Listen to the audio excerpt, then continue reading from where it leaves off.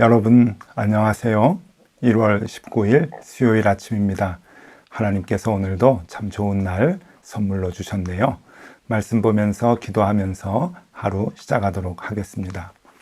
오늘 같이 볼 말씀은 열왕기상 7장 40절에서 51절까지의 말씀입니다.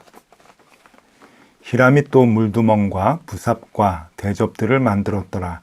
이와 같이 히람이 솔로몬 왕을 위하여 여호와의 전에 모든 일을 마쳤으니 곧 기둥 둘과 그 기둥 꼭대기에 공 같은 머리 둘과 또 기둥 꼭대기에 공 같은 머리를 가리는 그물 둘과 또 그 그물들을 위하여 만든 바 매 그물에 두 줄씩으로 기둥 위에 공 같은 두 머리를 가르게 한 석류 400개와 또 10개의 받침수레와 받침수레 위에 10개의 물두멍과 한 바다와 그 바다 아래에 소 12마리와 솥과 부삽과 대접들이라. 히람이 솔로몬 왕을 위하여 여호와의 성전에 이 모든 그릇을 빛난 놋으로 만드니라. 왕이 요단 평지에서 숫꽃과 사르단 사이에 차진 흙에 그것들을 부어 내었더라. 기구가 심이 많으므로 솔로몬이 다 달아보지 아니하고 두었으니 그 놋 무게를 능히 측량할 수 없었더라. 솔로몬이 또 여호와의 성전의 모든 기구를 만들었으니 곧 금단과 진설병의 금상과 내소 앞에 좌우로 5씩 둘 정금 등잔대며 또 금꽃과 등잔과 불집게며 또 정금 대접과 불집게와 주발과 숟가락과 불을 옮기는 그릇이며 또 내소 곧 지성소문의 금 돌적이와 성전 곧 외소문의 금 돌적이더라. 솔로몬 왕이 여호와의 성전을 위하여 만드는 모든 일을 마친지라. 이에 솔로몬이 그의 아버지 다윗이 드린 물건 곧 은과 금과 기구들을 가져다가 여호와의 성전 곳간에 두었더라. 아멘. 네, 여러분, 이제 성전이 점점 마무리되어 가면서 이제 기구들 만드는 모습들을 이제 얘기해 주고 있습니다. 먼저 두로에서 온 히람이라고 하는 놋 세장공이 이제 성전 주변에 있는 모든 놋 장식을 다 이제 만들었다라고 하는 것을 얘기해 주고 또 그가 만든 것을 하나하나 이렇게 조목조목 얘기해 주고 있습니다. 먼저 40절 말씀입니다. 히람이 또 물두멍과 부삽과 대접들을 만들었더라. 이와 같이 히람이 솔로몬 왕을 위하여 여호와의 전에 모든 일을 마쳤으니. 네, 이렇게 40절에 모든 일을 마쳤다라고 얘기하면서 그 뒤로 만든 것들을 쭉 나열하고 있습니다. 여러분, 솔로몬이 성전을 건축한 그 성전 모습을 다시 한번 보여드립니다. 성전의 구조에 대한 모습인데요. 이 모습에 보면은 성전 안에 들어가기 전에 마당에 맨 먼저 놋바다가 있고 그리고 물두멍이 있습니다. 그리고 성전에 들어갈 때 야긴과 보아스라고 하는 두 기둥이 있지요. 이것을 이제 히람이 만들어 놓은 겁니다.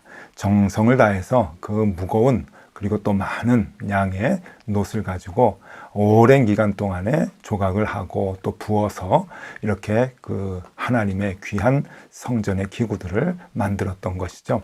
히람이 그 수고를 다 했다라고 하는 것을, 정성을 다해서 만들었다라고 하는 것을 얘기해 주고 있습니다. 여러분, 다시 한번 그 그림을 이렇게 보여드리면요. 여러분, 이 성전의 구조인데요. 이 성전이 현관에 들어가서 그 뒤에 성소가 나오죠. 성소가 나오고 그 뒤에 이제 지성소가 있습니다. 맨 안쪽으로 지성소가 있는데 이 지성소에는 언약궤가 있습니다. 우리가 잘 아는 법궤가 담겨져 있는 언약궤가 있고요. 그리고 그 발판이, 여러분 이게 중요한데, 이삭이 제물로 바쳐지려고 했던 그 바위입니다. 그러니까 아브라함이 아들 이삭을 제물로 바치려 했던 그 바위, 그것을 주춧돌로 해서 지금 이제 성전을 지었다라고 하는 것이죠. 그러니까 이 솔로몬의 성전은 굉장히 의미가 있는 그러한 자리였다라고 하는 것을 우리에게 보여줍니다. 이곳에서 하나님 앞에 제사 드리는 이스라엘의 모든 백성들, 정성을 다해서 건물을 짓고 성전의 기물들을 지금 만들고 있습니다.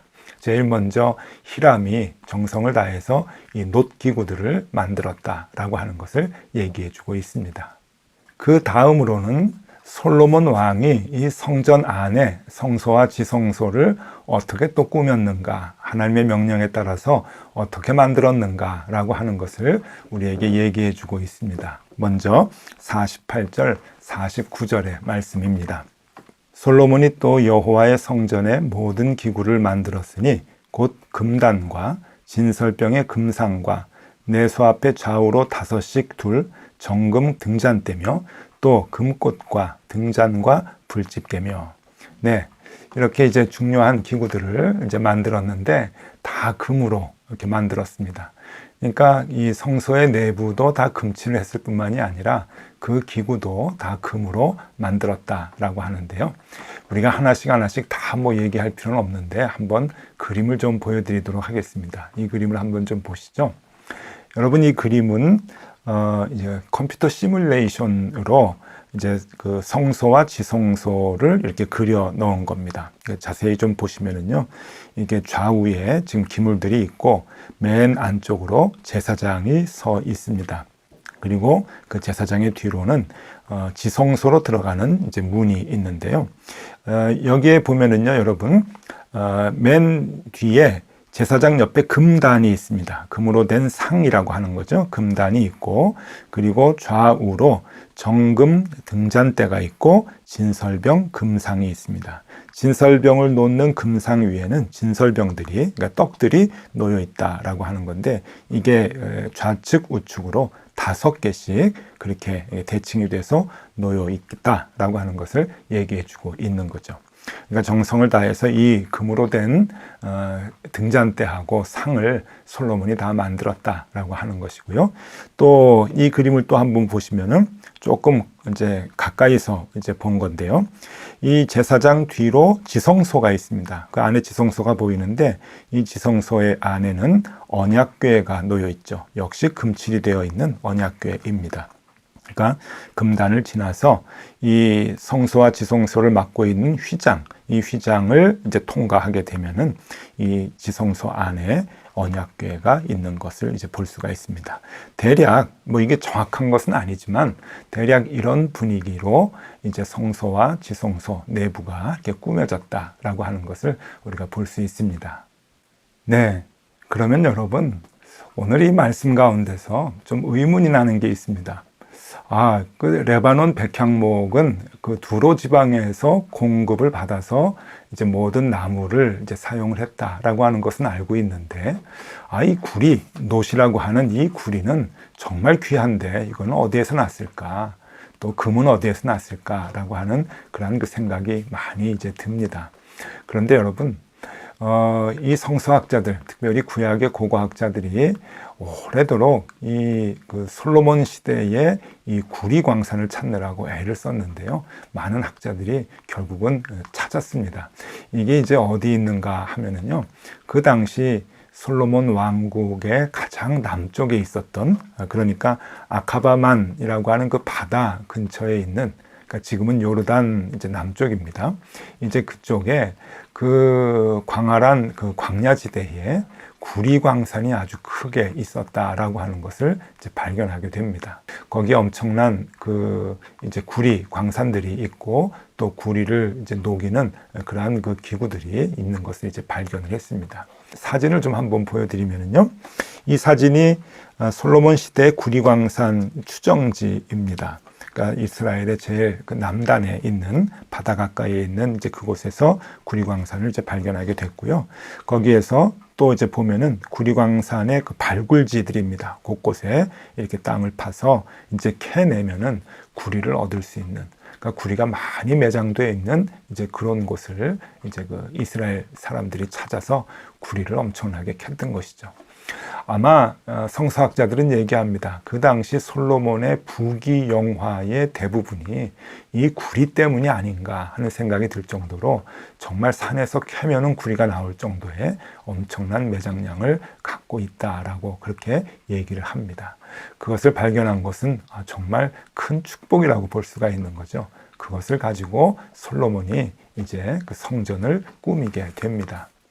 그런데 여러분, 참 재미있는 것은 이것을 하나님께서 이미 예견해 주셨다라고 하는 겁니다. 하나님이 이스라엘 백성들에게 장차 들어가서 거할 너희들의 그 땅, 거기에는 이 구리가 많을 것이다, 철이 많을 것이다, 귀중한 것들이 많을 것이다 라고 하는 것을 얘기를 해 주셨습니다. 이게 참 중요한 말씀인데, 신명기 8장 7절에서 9절까지, 신명기 8장 7절에서 9절까지 말씀에 이렇게 나옵니다. 내 하나님 여호와께서 너를 아름다운 땅에 이르게 하시나니 그곳은 골짜기든지 산지든지 분천과 샘이 흐르고 밀과 보리의 소산지요 포도와 무화과와 석류와 감람나무와 꿀의 소산지라. 내가 먹을 것에 모자람이 없고 내게 아무 부족함이 없는 땅이며 그 땅의 돌은 철이요 산에서 동을 캘 것이라. 예, 여기 마지막 부분이 너무 재미있네요. 그 땅의 돌은 철이고 산에서 동을 캘 것이다. 그러니까 산에서 그냥 캐기만 하면 놋이 나온다, 동이 나온다. 그 귀한, 그 당시에 얼마나 귀합니까? 철과 이 놋이 무기를 만드는 것이고, 그리고 또 팔면은 굉장히 큰 비싼 값에 팔 수 있는, 무역을 할 수 있는 그러한 그 광산 자원인데, 이런 것들이 산에서 캐면은 나온다고 하니까 솔로몬의 부귀영화가 하나님께서 주신 것이 맞다라고 하는 생각을 합니다. 그래서 여러분, 지도를 잠깐 좀 보여드리면은요, 지금 솔로몬이 지배를 했던 영토입니다. 허옇게 색깔이 칠해져 있는 부분이 솔로몬의 영토인데, 이 솔로몬 영토의 제일 아랫부분, 그러니까 아카바만 바닷가에 이 구리광산이 있는 거죠. 거기서 구리광산에서 이제 구리를 캐다가 오늘 말씀 보니까 숫곳에서 이제 이것을 주조를 했다고 얘기를 합니다. 숫곳에서 주조를 하고 다시 예루살렘으로 이제 옮기게 되는데, 여러분 이 화살표를 한번 좀 보시죠. 이 먼 거리를, 이 무거운 구리를 캐고 숫곳으로 가서 그곳에서 이제 그 찬 흙에다가 이제 녹여서 무늬를 만들고, 그리고 두들겨서 모양을 만들어서 예루살렘에 와서 이제 그것을 설치하는 이러한 방법을 썼다고 하는 것이죠. 그러니까 여러분, 얼마나 정성을 다해서 이렇게 힘들게 힘을 들여서 이게 성전을 지었는지 모릅니다. 그냥 성전 주변에 있는 돌을 가지고, 나무를 가지고, 또 자기네들이 갖고 있는 약간의 금을 가지고 만든 것이 아닙니다. 목재는 레바논에서 왔고요, 두로 지방에서. 그리고 이 놋, 이 구리는 저 밑에 남쪽 지방에서, 바닷가에서 캐서 숫곳에서 이제 또 주조를 해서 예루살렘으로 가져오는 이 힘들고 어려운 이 과정을 거쳐서 7년간의 이 솔로몬 성전을, 예루살렘 성전을 짓게 된 것이죠. 오늘은 솔로몬이 성전을 짓는데 어떻게 놋으로 만들었으며 금으로 또 무엇을 만들었는지, 이런 말씀만 우리가 이제 접하게 됩니다. 여기에서 무슨 기도의 제목을 얻을 수 있을까, 그렇게 생각할 수 있는데요. 솔로몬의 정성이 참 대단합니다. 그리고 이 두로에서 온 히람이라고 하는 사람의 정성도 대단하고요. 또 이스라엘 백성들의 노력도 참 대단했다 생각합니다. 한마디로 얘기하면 아낌없이 하나님께 드렸다라고 볼 수가 있죠. 모든 것을 아낌없이 드렸습니다. 가지고 있는 것도 아낌없이 드렸고요. 힘, 노력도 아낌없이 드렸고, 시간도 아낌없이 드렸습니다. 하나님께 드리는 게 무엇이 아깝나 생각을 하면서 하나님의 말씀에 충실히 따르고 최선을 다하면서 성전을 지었던 것이죠. 근데 여러분, 가지고 있는 것 다 하나님께 드렸더니 다 거지가 됐겠죠? 빈털터리가 됐겠죠? 그렇지 않았습니다. 하나님이 이 구리광산 발견하게 해주시고, 캐도 계속 나올 수 있도록 그 땅을 주신 것이죠. 그래서 내가 캐는 곳이 철이 될 것이고, 산에서 캐면은 놋이 될 것이다, 구리가 될 것이다. 하나님이 그런 땅을 이 솔로몬에게 주셨고요. 솔로몬은 그것을 기반으로 해서 참 풍성한 삶을 살게 되는 것이죠. 여러분, 우리가 아무거나 가지고 있는 것 다 하나님께 드린다고 우리가 손해보는 것 아닙니다. 하나님은요, 이 땅의 모든 것을 다 갖고 계신 분이기 때문에 우리가 하나님께 드릴 때 하나님 기뻐하시면서 더 많은 것들을 우리에게 주시죠. 그래서 여러분, 이렇게 신앙생활하는 모습을 한번 제가 그림으로 그려봤습니다. 오늘 이 그림이 우리에게 참 중요하다고 여겨지는데 우리 마음에 좀 새기면 좋겠다 여겨집니다. 한번 그림을 같이 보시죠. 네, 이 그림을 보면은 말씀대로 사는 삶, 하나님의 말씀대로 복종하면서 순종하면서 사는 삶, 그 삶은 하나님께 아낌없이 드리게 되어 있죠. 하나님께 바치라 하니까 네, 하나님께 드립니다 하면서 하나님께 모든 것을 드립니다. 그런데 드리는 것으로 끝나는 것이 아니고 하나님이 다시 풍성히 채워주시죠. 우리 들은 것보다 훨씬 더 많은 것들을 하나님이 채워주십니다. 또 그러니 그 하나님께 감사하면서 하나님 말씀대로 순종하니까 다 채워주시는구나. 또 그 맛에 또 하나님 말씀에 순종하고 또 하나님 말씀 따라 살고. 여러분, 이게 정말 하나님 안에서 믿음의 선순환이 된다고 하는 겁니다. 믿음의 선순환. 말씀대로 따라 사니까 그 말씀에 또 따라서 하나님께 많은 것을 드리게 되고 하나님은 또 그것을 기뻐하시면서 더 풍성히 우리의 것들을 채워주시고 이것이 자꾸만 선순환이 된다고 하는 겁니다. 이것이 이 선순환의 고리가 어느 곳 하는 곳에서 끊어지게 되면은 악순환이 되겠죠. 아무것도 이루지 못하는 악순환이 될 텐데 이 선순환은 그래서 참 귀합니다. 솔로몬이 지금 이 믿음의 선순환을 살아가고 있는 것이죠. 아낌없이 다 드렸지만 하나님은 더더욱 그에게 채워주시고 그는 또 하나님의 말씀대로 살아가는 그 모습을 우리에게 보여주고 있습니다. 네, 여러분, 오늘 이 말씀 가운데서 우리가 얻는 교훈이 있습니다. 하나님께 아낌없이 정성을 다해서 모든 것을 드리면 하나님은 반드시 우리에게 채워주신다. 이 믿음의 선순환, 우리 솔로몬의 모습과 그리고 이스라엘 사람들의 그 모습을 보면서 우리가 배울 수 있으면 참 좋겠습니다. 여러분, 오늘 하루 우리가 살아갈 때 하나님께 무엇을 드리면 좋을까? 무엇을 드릴 수 있을까? 또 하나님의 말씀대로 살아야지 라고 하는 그 마음을 가지고 하루 사시면 좋겠습니다. 손해보지 않습니다. 여러분, 하나님께서 다 채워주십니다. 아니, 더 풍성히, 더 많이 우리에게 채워주십니다. 그 믿음의 간증을 오늘도 하며 살아가는 귀한 날 되실 수 있기를 바랍니다. 기도하겠습니다. 하나님 아버지, 솔로몬의 그 마음을 우리에게도 허락하여 주옵소서. 아낌없이 하나님께 드리고자 했던 그 마음, 거기에 하나님 기뻐하시고 더욱 풍성히 솔로몬에게 내려주신 것을 봅니다.